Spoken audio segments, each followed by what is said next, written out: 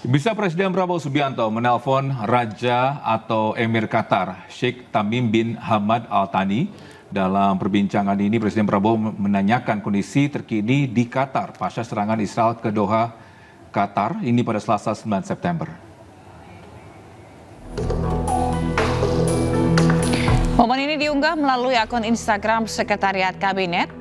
Indonesia menegaskan kembali solidaritasnya terhadap pemerintah dan rakyat Qatar, serta menekankan komitmennya untuk mendukung semua upaya diplomatis untuk mencapai penyelesaian adil, komprehensif, dan perdamaian berkelanjutan di Timur Tengah di bawah solusi dua negara.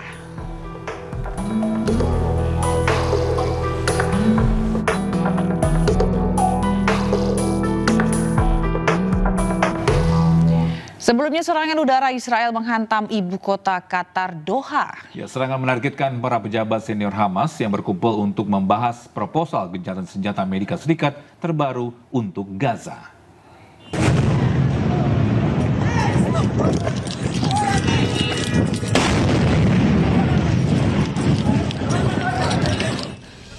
Ledakan terdengar di Doha, Qatar.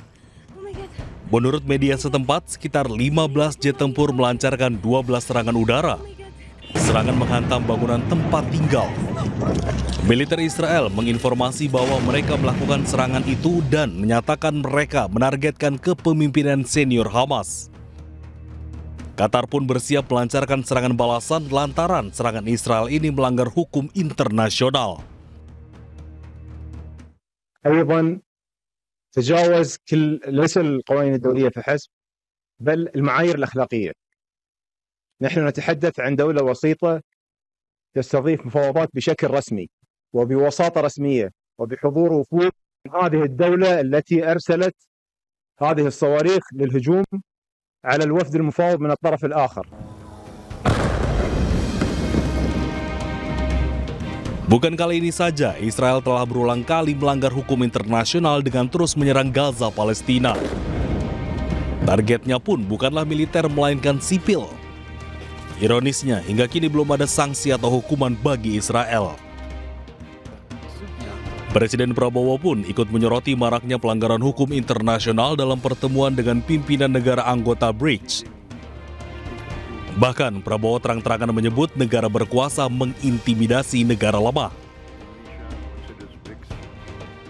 In this present world of uncertainty, of double and even triple standards, where international law is being daily ignored, where might makes right, where little countries with less power are being intimidated, threatened, bullied, where trade and finance become weapon. We consider now this is the time that BRICS must continue to evolve. Saat ini Israel terus menyerang Gaza tanpa henti. Mereka juga mengeluarkan selebaran evakuasi bagi 1 jiwa warga Gaza, Palestina. Padahal saat ini tidak ada tempat aman dari serangan tentara Zionis Israel. Bisa kecaman dunia terhadap Israel makin menggema usai Israel menyerang Qatar. Presiden Amerika Serikat Donald Trump memperingatkan konsekuensi serius ke Tel Aviv atas serangannya ke Qatar.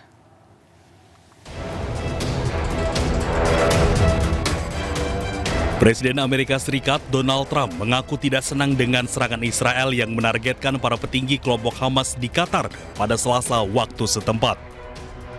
Trump mengatakan serangan yang menewaskan sejumlah anggota Hamas itu berpotensi membuat perundingan gencatan senjata berada di jalur yang tidak pasti.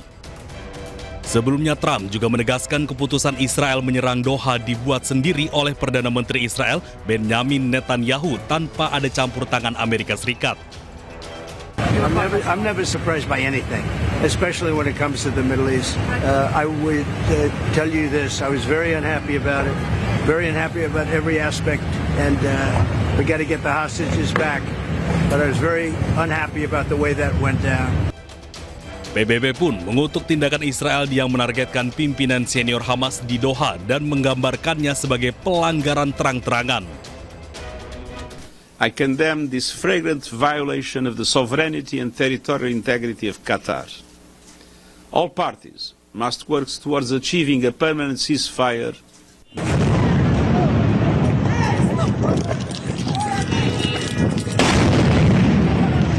Sebelumnya, serangan udara Israel menghantam ibu kota Qatar, Doha, pada hari Selasa waktu setempat.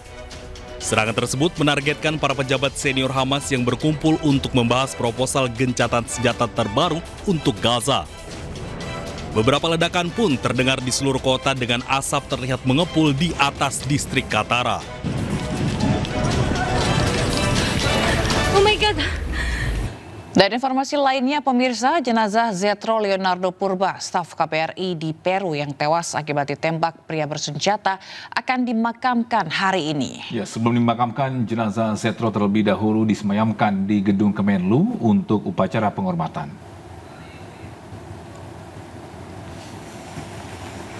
Ya, bisa suasana duka masih menyelimuti rumah duka Sentosa RSPAD Gatot Subroto, tempat jenazah Zetro disemayamkan. Sebelum disemayamkan, jenazah almarhum dibawa ke gedung Kementerian Luar Negeri untuk upacara penghormatan terakhir sebagai bentuk penghargaan negara atas jasa dan pengabdiannya.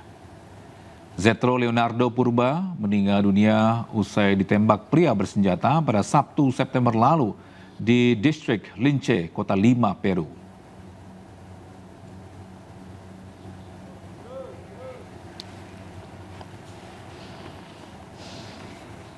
Dan bisa untuk informasi terkini penghormatan terakhir untuk almarhum Zetro, kita sudah bergabung dengan Anissa Rizkia di Gedung Kementerian Luar Negeri Jakarta.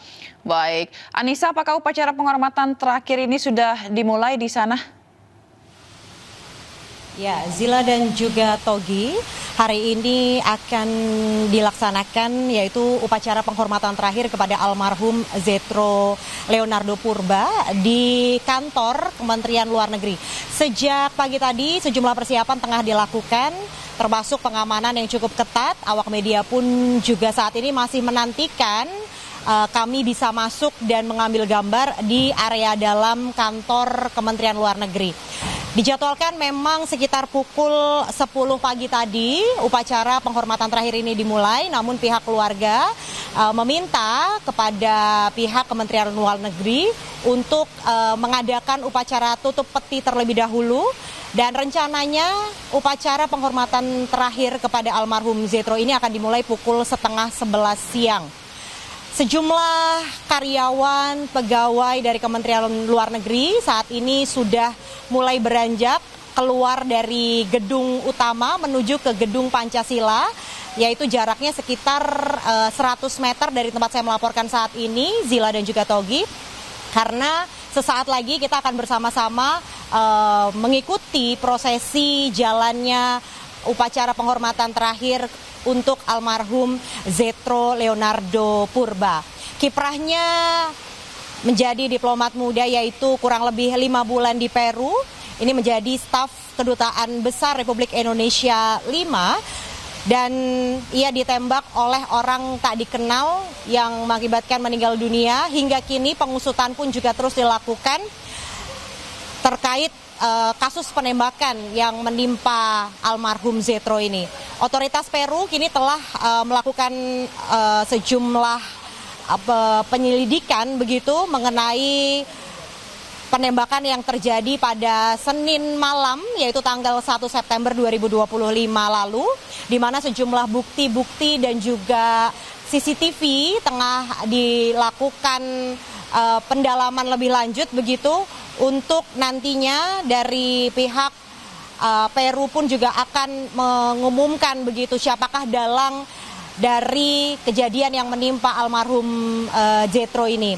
Hingga kini memang dari pihak kepolisian dan juga kejaksaan memberikan pengamanan ekstra kepada keluarga almarhum Zetro, termasuk istri dan juga ketiga anaknya. Dan informasi yang kami dapatkan, pihak keluarga Zetro baru saja tiba di gedung ataupun di kantor Kementerian Luar Negeri. Itu artinya sesaat lagi upacara penghormatan terakhir yang akan kami berikan untuk almarhum Zetro akan dimulai, Zila dan juga Togi. Untuk rencananya setelah upacara penghormatan terakhir diberikan oleh seluruh keluarga besar dari Kementerian Luar Negeri, akan dilanjutkan yaitu prosesi pemulasaran di TPU Sarimulya, Kelurahan Babakan, Kecamatan Setu, Tangerang Selatan, yang berjarak sekitar 39 km dari tempat saya melaporkan, dengan menempuh waktu sekitar 1 jam lebih 15 menit. Hingga kini memang sejumlah pegawai masih terus beranjak begitu dari gedung utama menuju ke gedung Pancasila. Mereka secara bersama-sama tentunya akan mengikuti prosesi dari penghormatan terakhir yang akan diberikan untuk almarhum Zetro. Tidak hanya pegawai Kementerian Luar Negeri yang akan bergabung, namun juga akan ada perwakilan dari Kedubes Peru di Jakarta yang akan turut serta dalam prosesi penghormatan terakhir untuk Zetro. Saya kembalikan kepada Anda, Zila dan juga Togi. Baik, terima kasih Anissa Azki atas laporan Anda langsung dari Gedung Kemenlu Jakarta. Selamat bertugas kembali.